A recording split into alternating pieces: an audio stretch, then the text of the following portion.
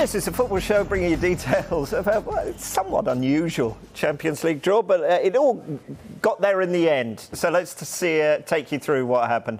And here we go. Benfica will play Real Madrid, Villarreal, Manchester City, Atletico Madrid, Bayern Munich. Then it's Salzburg, Liverpool, Inter Milan, Ajax, Sporting Lisbon, Juventus, Chelsea, Lille, Paris Saint-Germain, Manchester United. And you can see when those ties will be paid, sort of mid to end of February and the beginning of March. Let's go back to Andy, who was watching that one with interest, and a rivalry honed on the pitches of the Bernabeu and the Camp Nou will now be reenacted at the Parc des Princes and Old Trafford. Manchester United against PSG brings us Messi against Ronaldo. Take 4,000 here, Andy. Excited by that?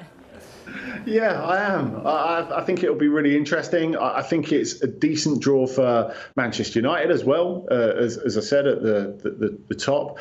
I think that you've got to play the game that's in front of you rather than the name that's in front of you. And as I said, with Paris Saint-Germain, there are a number of issues which kind of look insoluble in terms of team balance.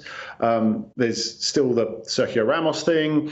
There's whether they can get it together defensively at the highest level, I think, as well, because they have two very wing-backy fullbacks in Nuno Mendes and Achraf Hakimi, who was a great partnership with Jadon Sancho, actually. It'd be interesting to see the two of them come together because they were so brilliant for Dortmund together in this game.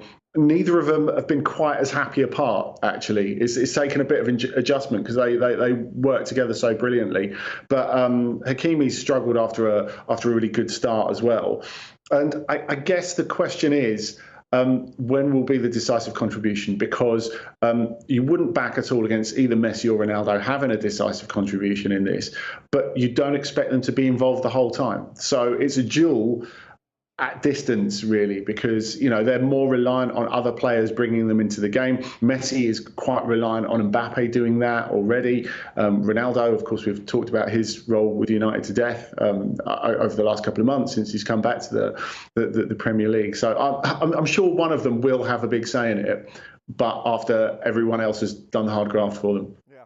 So the headline, Stephen, is Messi, Ronaldo. What's the subtext to that then? Who goes through with this one? Well, I think Andy mentioned it before. It's the formation of Paris Saint-Germain and how that all works. Will Messi fit into that? I actually think the signing of Messi actually hindered Pochettino's plans.